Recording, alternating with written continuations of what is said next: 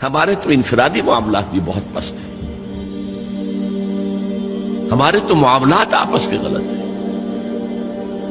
ہم تو جھوٹ اور دھوکہ اور فریب اور ملاوٹ اور خیانت اور غبن، اس میں تو ہم بہت ہائی مارکس جو ہیں سیکیور کر رہے ہیں۔ جارج برنارڈ شاہ نے کہا، میں جب قرآن پڑھتا ہوں تو محسوس کرتا ہوں کہ اس سے بہتر کتاب ممکن نہیں، اور جب مسلمانوں کو دیکھتا ہوں تو محسوس کرتا ہوں کہ ان سے زیادہ ذلیل قوم کوئی نہیں۔ یہ گواہی ہم دے رہے ہیں، یہ محمد کے ماننے والے یہ ہیں، یہ ہے امتی محمد کے، جو اپنے پاؤں پہ کھڑے نہیں ہو سکتے، جو اپنے معاملات مینیج نہیں کر سکتے، بیکاری، یہ اور کہاں ہے وہ دین؟ کوئی ایک ہی دنیا میں دکھا سکتے ہو کہ یہ ہے دین؟ آؤ see with your own eyes, this is دین الحق۔ یہ جو میں نے آپ سے کہا تھا نا، یہ بڑی نازک ذمہ داری، بڑی نازک، اس کا ایک اندازہ آپ کو ہو جائے گا خطبہ حجۃ الوداع سے۔ حضور نے جو خطبہ دیا، اور وہ عظیم ترین خطبہ ہے تاریخ انسانی کا، آخر میں موٹی موٹی باتوں کو پھر دہرایا۔ دیکھو عورتوں کا خیال کرو، عورتوں کے حقوق ادا کرو، دیکھو غلاموں کے ساتھ نیک سلوک کرنا، جو بھی تھی۔ پھر آپ نے ایک سوال کیا، الا هل بلغت، لوگوں میں نے پہنچا دیا یا نہیں؟ 1.25 لاکھ کا مجمع تھا، آج سے 1400 برس قبل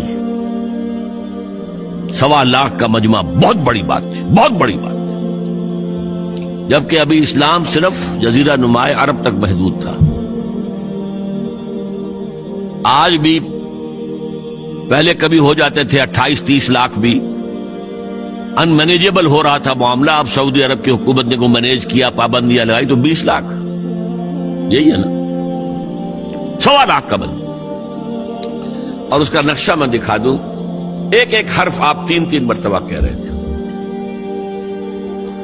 داہنی طرف رخ کر کے کہا، وہ سنا، پھر مکبر کھڑے ہوئے ہیں، اس نے سنا اور آگے پہنچایا، اس نے سنایا آگے پہنچایا۔ لاؤڈ سپیکر تو تھا نہیں، کوئی پبلک ایڈریس سسٹم تو نہیں تھا۔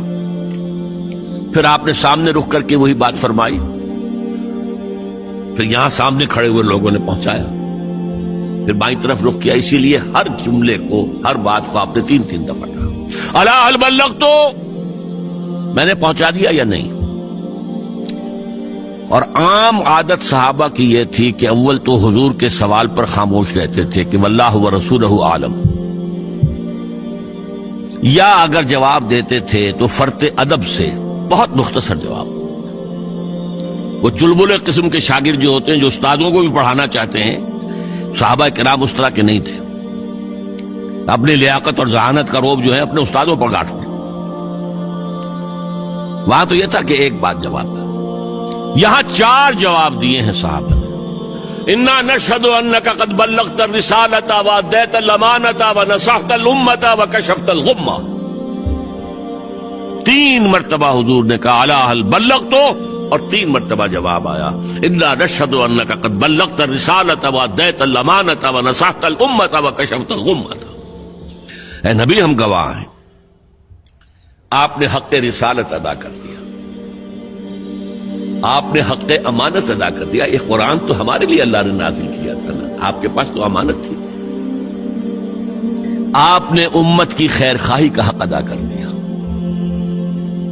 آپ نے ہر قسم کی گمراہیوں کے، اندھیاریوں کے، اندھیروں کے پردے چاک کر دیے۔ 3 دفعہ یہ جواب لے کر انگشت شہادت سے اشارہ کیا آسمان کی طرف، پھر لوگوں کی طرف، اللہم اشہد، اللہم اشہد، اللہم اشہد۔ اے اللہ تو بھی گواہ ہے، یہ مان رہے ہیں کہ میں نے پہنچا دیا۔ They can't sue me in your court on the day of judgment۔ یہ میرے خلاف استغاثہ نہیں لا سکتے کہ میں نے پہنچانے میں کمی کی ہے،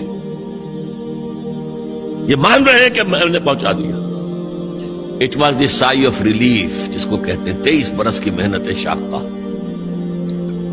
کون کون سے مراحل آئے ہیں، یوم طائف بھی آیا ہے، 3 سال کی شیب بنی ہاشم کی قید بھی ہے، مارکہ احد بھی ہے، احزاب بھی ہے، 70 مبلغین ذبح کیے گئے، کیا کیا نہیں دیکھا، کیا کیا نہیں جھیلا. لیکن پھر بات کیا ہوئی؟ اب آپ نے آخری بات اللہم اشہد اللہم اشہد اللہ، اور اس کے بعد فَلْيُبَلِّغِ الشَّاهِدُ الْغَائِبَ، اب جو یہاں موجود ہیں ان کے ذمے ہے کہ پہنچائیں ان کو جو یہاں نہیں ہے. میں فارغ، میرے کندھے سے بوجھ اتر گیا، اب تمہارے کندھوں پر آیا. اب اس غائب میں وہ بھی تمام لوگ شامل تھے جو اس وقت دنیا میں تھے اور وہاں نہیں تھے. شاہد اور غائب کا لفظ آ گیا جہاں سے میں نے بات شروع کی تھی، شاہد اور غائب. شاہد موجود، فَلْيُبَلِّغِ الشَّاهِدُ الْغَائِبَ، اور غائب میں وہ بھی ہے جو قیامت تک آئیں گے. یہ ہے اس امت